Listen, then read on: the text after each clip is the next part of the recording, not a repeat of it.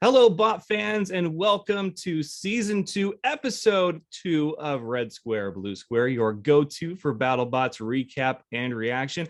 I've got two great guests. Of course, they're all great, but really, these are two of my personal favorites because they are people that refuse to go four-wheel drive all vert. Okay, like we don't need any more four-wheel drive vert. But there was a great feature on bots like these in the episode last night, which reminds me, if you have not seen last night's episode, then John, tell them. Warning, this episode is full of spoilers, so you've been warned. All right, you have been warned.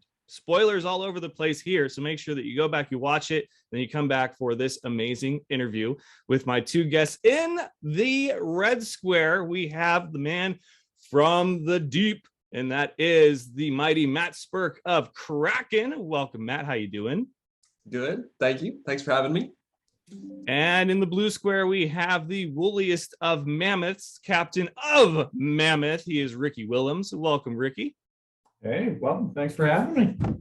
Absolutely, guys. So I don't know if you saw the last episode. We've been doing things a little differently this season. Instead of taking it fight by fight, I just go down the card and then we kind of touch on a few things that stood out because you guys went from an hour to 2 hours, and it looks like that's going to be how things stay. So it's a lot to cover in however long we do these episodes, which has been about 30 to 40. But if we can keep it at 30, I think we'll keep the fans happy. So congratulate both of you on having your first fights in episode 2 last night. And I'm sure that one day I will get 2 winners on the show.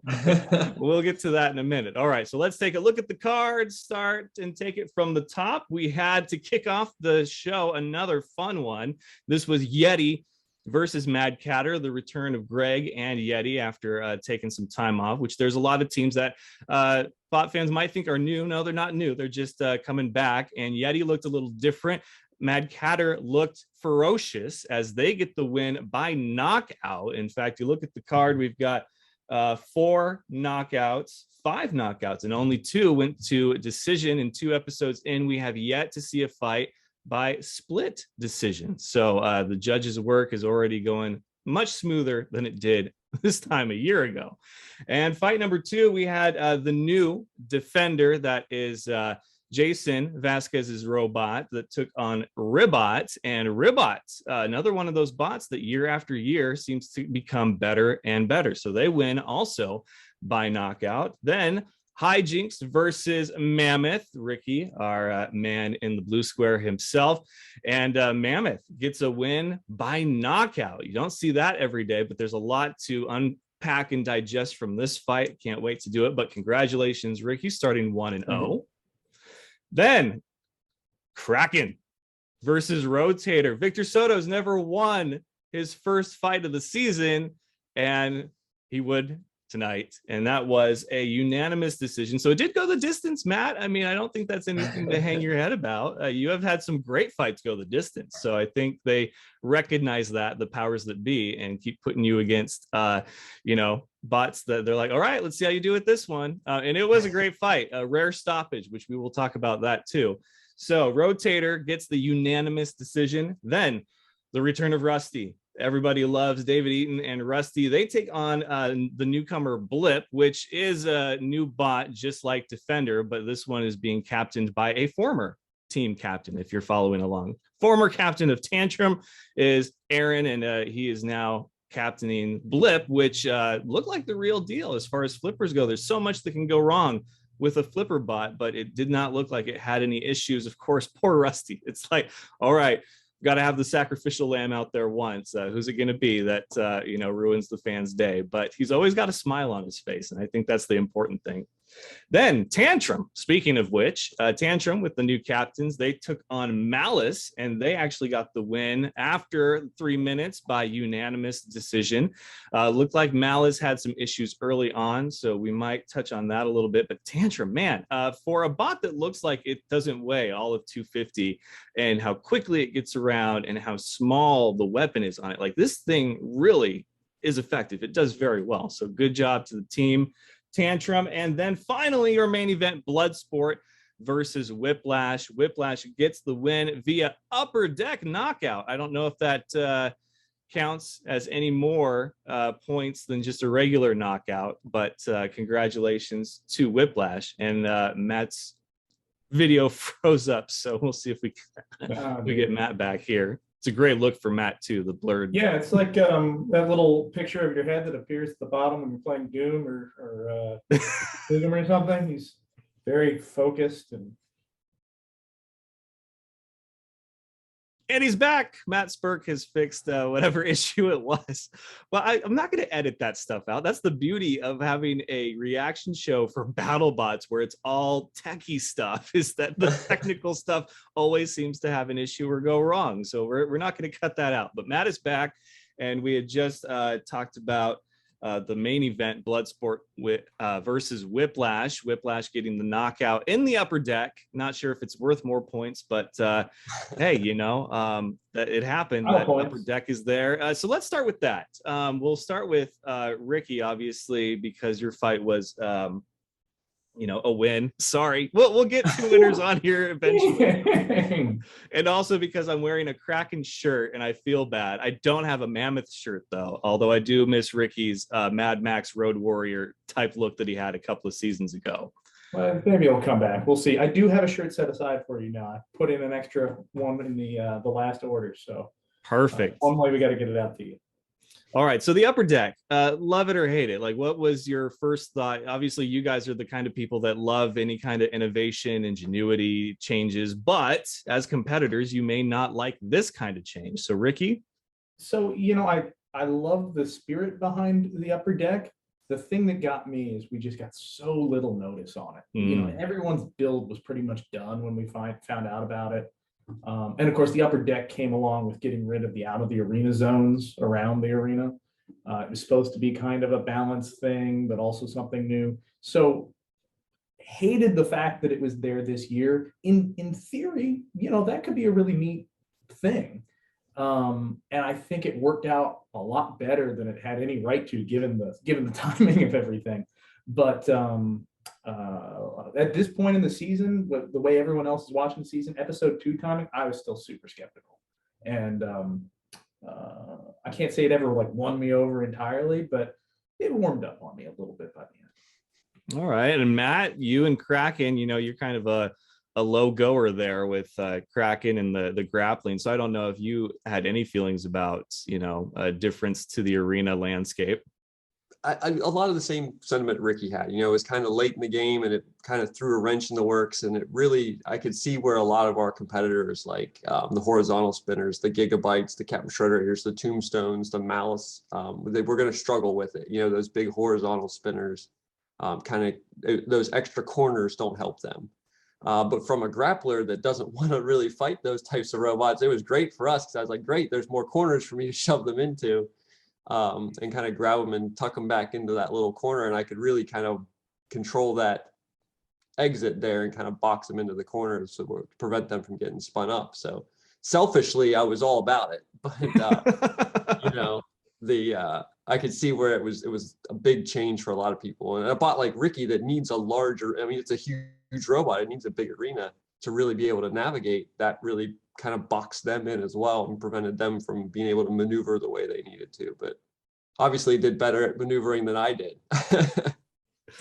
Yeah, your guys' fight, which I think you guys did great last season. So 0-1 start is nothing to get down about. But you guys took on Rotator, and I remember talking to you, before the first episode, because I had gotten the fight cards. Which just so everyone knows watching, I get the fight cards when everybody else does. That's on the mailing list, but they don't tell me who wins and who loses, so I have to guess. And from there, I say, okay, so of all these people, who are my winners, who are my losers? Let's try to get maybe 2 winners or 2 losers. It would be fun. This card had so many people that I talked to and that I talked to on a regular basis that it was kind of a coin flip. So I said, let's get 2 guys that refuse to quit on their bot's uniqueness, and that is Ricky and Matt. So a great feature, Ricky. I think, that really touched on a lot of things that us as fans were kind of wanting to know, as far as, you have these designs that seem to be the new thing that work, 4-wheel verts, or just four-wheel spinners or spinners of some kind. And you guys are a kind of spinner, but it's not the same way that a normal spinner works. And then Matt, you guys are a grappler crusher. You guys both have great themes and bot names and just stuff that the kids can rally around. So when they were talking to you about that, Ricky, did they tell you first, like, hey, so we're doing a feature on you guys because you're weird? Like, how did that whole interview process go? That is almost verbatim how it went. They came up and they're like, hey, we want to record a thing, and they didn't know how to phrase it. And they're like, with the groundbreaking robots? Like, they wanted to say weird, they wanted to say bizarre, whatever it was. And those segments were mostly filmed later in the season also. And it gave this it gave us a look, not just at how huge and Mammoth and D6 were doing, but they mentioned Switchback and they mentioned a couple other newcomers. So we were able to see, and everyone was kind of thinking through, like, what does this look like going forward? So it kind of, at least for me, at least the way I was feeling, it caught a moment there too, where people were sitting back and saying, what does the future of the sport look like? So it was, I was really glad that it came together and made air the way it did, and people seemed to have a warm reaction to it, which is even better.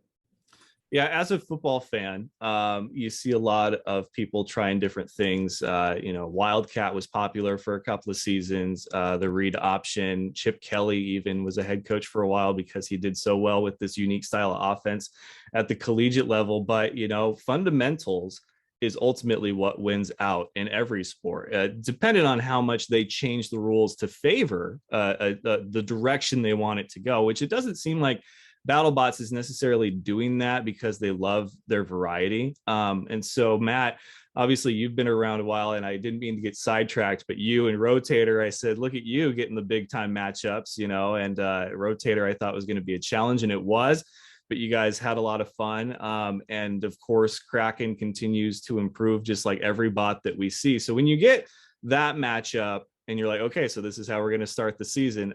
Do you come away from a fight thinking, okay, we've got to do something differently because those are going to be the kind of bots in, the tournament of 32 that we might see. So how do we defend against it? We look at every fight, what went right, and try and do more of that. What went wrong, and we try and fix the things that went wrong to make sure that they don't happen again. And one of the big thing that really cost us that match was we lost one of the tires, and the drive motor was still spinning, the rim's still spinning, but there's no tire on it. And after the match, we realized normally we run screws through the tires to just lock the rubber to the rim like a bead lock. And we had forgotten to do that on this new set of tires that we had there. So we had a set of tires and they weren't bead locked like they normally are. So we went through and fixed all that up for the next match. So, it's, I don't think we're, certainly not after a tough match with Rotator, we're like, oh, we got to scrap this design and start over. It's what can we do to get through the next one? How do we improve this robot for the next match? So. And you guys refuse to give up on your designs, which I love about you. I really do, because that's what BattleBots needs. Like, I almost wondered last night when they were doing the feature with the unique robots, if it was something where they needed, because they've had weight classes before, but what if they need like style classes, at some point where it's just you and Ricky taking on each other, bots like that, which I will say, I want that fight selfishly for the potential that there's a moment where the flipper hooks one of Kraken's teeth and just does this Hulk Loki like slam just all the way over the top of it and on the other side. That would sell it for me. It would suck for Kraken and your bot, but I think just the awe value of that would be amazing. I don't even know if it's possible, but I'm sure that if you guys are ever in that arena, it's going to get talked about by the bot whisperer or Chris and Kenny. Matt and I have been wanting. I was gonna say, Matt and I have been wanting to make that happen since like Maker Faire 2018. So we're right there with you. And speaking of matchups we wanted, so Defender was new, but not new like we're used to, because last week we had Switchback, which is a new bot and a new team in the BattleBots world, just like Pain Train was the year before.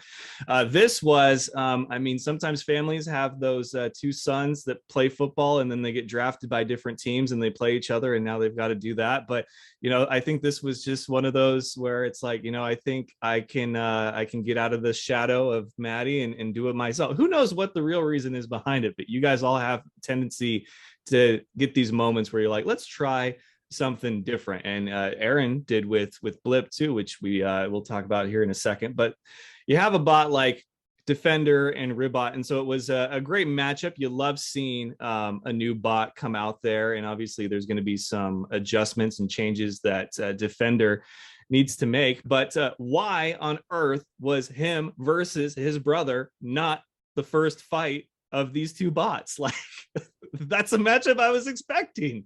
I got nothing. I that's what I thought was going to happen too. Like, oh, you guys are fighting match 1, episode 1. It's going to be Vasquez versus Vasquez match. But the producers had different ideas. So I think there's unfortunately a little bit of a boring answer, and then there's a little more titillating one. The boring one is you got to prove out Defender first, right? I mean, it is new in the box. It's brand new. You got to see what that thing's going to do so you know how it's going to play against other robots. But the other side of that is you get deeper in the tournament after Defender's had a good run and after Whiplash has had a good run. That's when it's really going to be interesting to see him fight. So, that's when the excitement and everything ramps up. That said, BattleBots, they're not a patient group. So I'm a little surprised too they didn't do it right at the beginning, but oh well. And this isn't a hobby or a family outing where you just have to have like, different apparel that you wear or equipment with different colors. Like, what does their garage look like with two bots occupying space now? So I think, Matt, you're coming up on that lifestyle because your kids are competing in robot circuits now. So I can't even imagine what your garage and or shop look like. Yeah, we've got the robot room in the house, and we're talking about redoing that with more shelving space and desk or workbench space so the kids have more room to work. And then the garage there hasn't been a car in there since we started building Kraken. So, and I doubt there ever will be. Don't let my wife hear that. All right, so Ricky, let's talk about your fight, Hijinks versus Mammoth. One thing I've been dying to know since I watched that episode was there some kind of altercation or interaction between you and Jen pre-fight? Because they didn't show any, but after it made it sound like there had been some words exchanged. No, so first off, shout out to the entire Hijinks team. Both teams were having a rough time with their own robots leading up to that fight. I mean, it was, you may have heard this whole Static Shock hell that we were living in. I think they had, if I remember right, they had burnt some stuff out and they'd swapped it quickly, and they were kind of rushed to get the robot not only back together, but fully, 100% going the way they wanted it to go. So they were stressed and tired and sleep deprived. We had a bunch of stuff explode on our robot the night before because of the stupid mistake, and we had to swap out basically the whole weapon system just before the fight, and we barely got it running in time. So tensions were high separately by a lot. And I know they really wanted that win, and they had the same way we really wanted that win. I mean, it's when you go through a lot to get your robot in the box and suddenly it comes down on the line, the thing that makes it feel all better is if you walk away with a win. So I think we were all pretty darn excited on my end, frustrated on their end, but we were all emotional and pent up and just everything else. But no, at least as far as I know, I hope it's the same coming back the other way, but nothing but best wishes for them. I felt terrible with the way they cut that clip at the end of the fight. I was like, yeah, we're better than them. Because they asked, are you doing okay? And I said no. And then my brain said, you know what? That is a jerk move to say I'm not okay when I just want to fight. So I wanted to say, like, I guess I'm doing better than them. And I was like, we're better than you guys, or whatever it was. Wow. Giant foot in mouth. So Autobots villain going to Ricky. I was gonna say, man, you got to be careful around production there, because otherwise Jake Ewert's gonna have a conversation with you next season, be like, so I want you to have this. Hand off the villain plaque. No, I a little joking around and like smack talk and that sort of thing can be fun if you're both in on it, but that you never do that after someone loses, like kick them while they're down. That's just, you don't do that. So anyway, I don't think there was anything deeper than that kind of high level of frustration we went into, but boy, Jen can sure give a side eye, can't you? If looks could kill, the way they cut that, like, bro, I wish I could give that kind of look on TV. Like, just that was like, bravo. Them having to blur out her mouth was like the prime moment last night, because that was like, it's okay, so it's not enough to not hear it. Like, you could obviously see it, I guess. It was that obvious. But no, Jen's awesome. She's a lot of fun to talk to and have around. And I understand the frustration, because I think everybody's had moments like that where you've planned and prepped as much as you can, and then all of a sudden the little things start to come unraveled, and now you have to think on your feet and get back focused and keep your composure all at the same time. Hard to do with cameras all around you. And but I don't know, that was just a sorry. You go ahead. So you guys are 1-0, and you had your fight on episode 2, and one thing that I decided to keep track of now, because Rotator had never won their opening fight. Jameson has won his first fight on the first episode every year. And so I love stats like that. So last year I posed the question, which square has won more, the red square or the blue square? And so this season I decided to keep track. So last week it was split. There was, I think, 4 for blue and 3 for red. This week there was one winner from the red square. And do you know who that was? Tantrum. So there was a sweep, almost a shutout of blue square wins, which is really weird. So at the end of this season, I'm going to look back and see what that looks like. And then some fan of BattleBots is going to go out there and find out all the different seasons of winners from red square and blue square and what that means. So right now it's 10 blue square, 4 for red square, 2 episodes in. And then Matt, you guys had some fire issues. I saw where you made a comment today in one of the groups that the line got clipped for the butane, and it was all over from there. So, but it did burn really well. Yes, you are absolutely right. The stoppage though, I loved it so much, because one, I don't think they've done a stoppage like that. I think there's been episodes and fights where they cut to commercial when the bots slow down or come to a stop, and then they come back and now they're moving again. But we actually got to see what the process of a stoppage looks like. And all I could think of that whole time was that scene from Super Troopers where they're pulled over and they're like, pull the vehicle over, and they're like, we're already pulled over, he can't pull over any farther. That was you guys with John, the referee, because he's like, you got to let him go, and you're like, we're trying to let him go. The jaw's already up, it doesn't go any wider than that. Yeah. So a rare stoppage. Hey, when that happens, you guys had obviously, if it would have, had to stop right there and gone to judges, it looks pretty favorable for Kraken, because you guys had that control, that aggressiveness. So they come out and they, stop the flames. They get out the fire extinguishers, which was good news for you. But those kind of fights, I know the moments are rare, but what does that do for you guys? It was only a couple of seconds. They were able to pry it out pretty quick. The small teeth along the jaw of Kraken are pencil point sharp. I mean, they're super sharp teeth, and they actually went in and got punctured on Rotator's tire. They were into the foam tire on Rotator, and Victor's very intelligent. He's able to think very quickly, and he realized that his tire was stuck in those teeth. And he made the conscious decision that rather than trying to spin the tires to try and get out, I'm going to let them separate us and remove the tire from the jaw, with the crowbar and everything. So it probably saved his tire and probably, really saved his match. I can't think like that. I only think attack. And that's all I do. But he made a really smart, strategic decision there.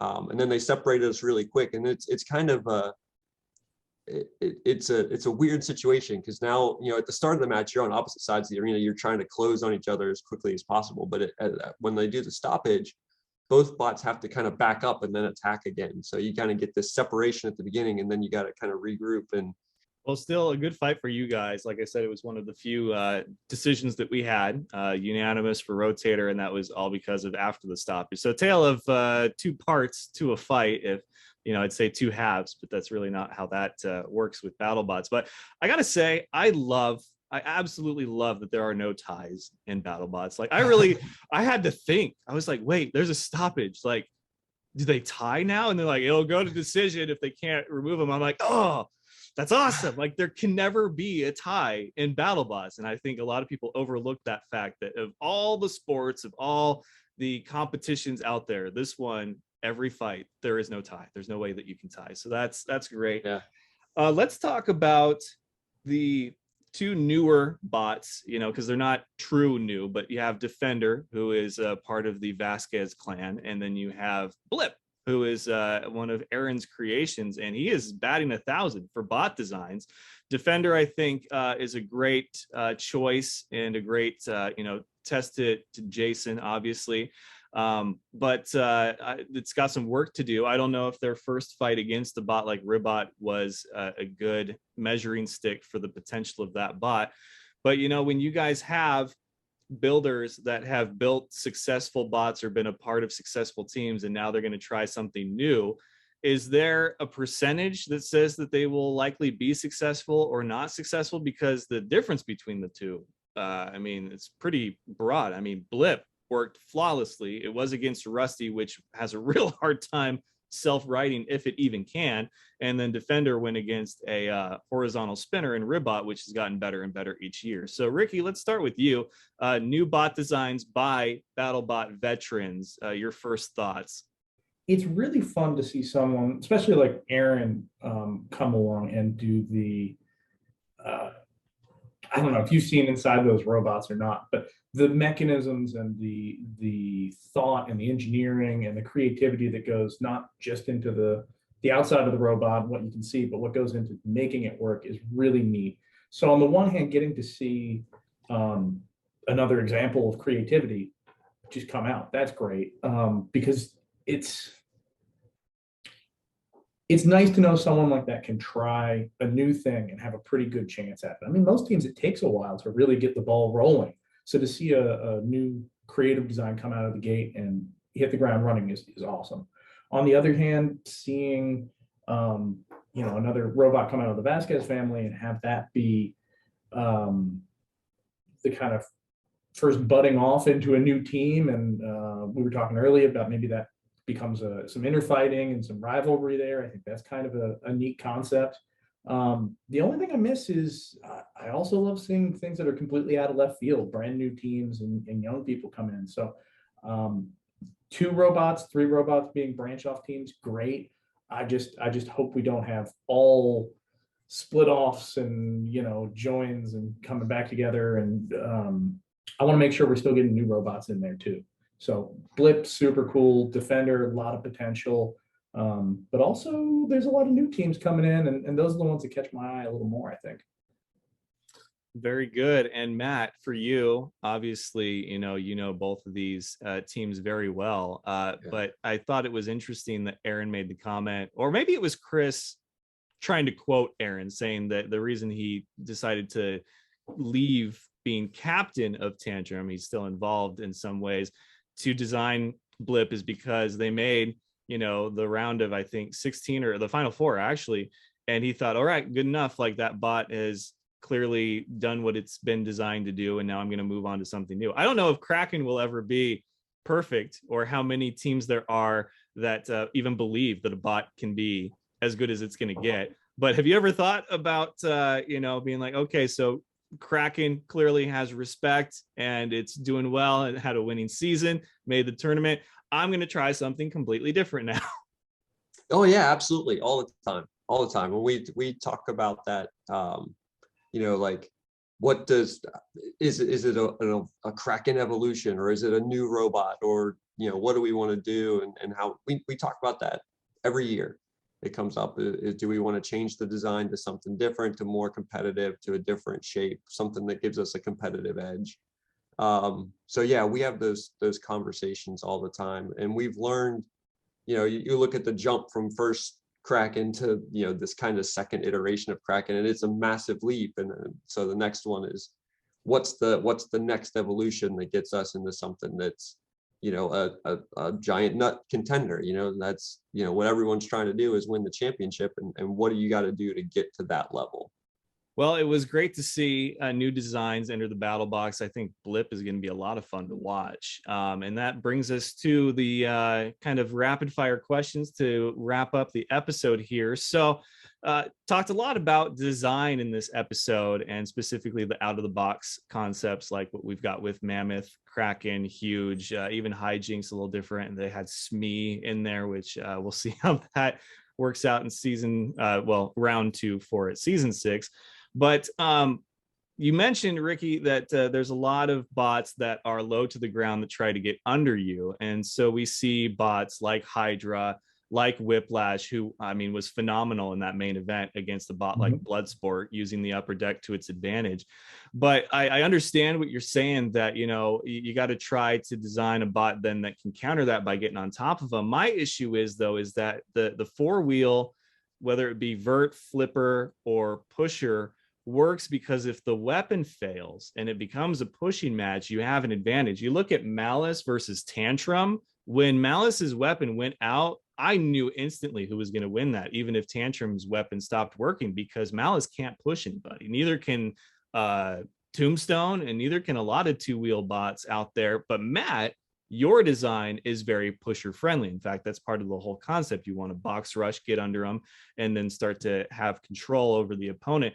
So I appreciate what you said as far as, the narrower that field gets, the easier it is to figure out how to beat them. But with what we see in BattleBots and the arena and its structure, do you think it's enough, though, to convince somebody to get away from, worst case scenario, if your weapon goes out, you can still push them around and push them into stuff, because not every bot can do that? Don't make too much of a mistake. If you design a good pushing robot, it can be 2-wheel drive, it can be 4-wheel drive, it can be 6-wheel drive, it can be a walker.